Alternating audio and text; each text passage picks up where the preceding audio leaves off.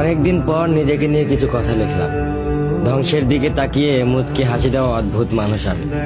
হয়তো আমি পাগল, হয়তো অনুভূতির ভিতরে কোন এক গভীর অতল দুঃখ বাসা বেঁধেছে।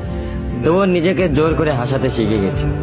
যেদিন ভেতরটা একবারে ভেঙে গিয়েছিল, সেদিনও বাইরে থেকে এক চিলতে হাসি মুখে নিয়ে সবার সামনে দাঁড়িয়েছিলাম। কষ্টগুলোকে আমি বন্ধু বানিয়েছি, একাকিত্বকে আপন করে নিয়েছি। মানুষ ভাবে আমি হয়তো সুখী, শক্ত, নির্লিপ্ত, কিন্তু তারা জানে না প্রতি রাত আমার এক একটা লড়াই।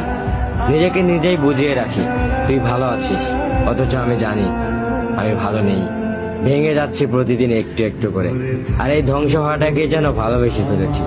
আমি সেই মানুষ যে হার মানার আগে হাসে, কারণ জানি কান্না দেখিয়ে লাভ নেই। পৃথিবী শুধু শক্তদের মনে রাখে, দুর্বলদের নয়।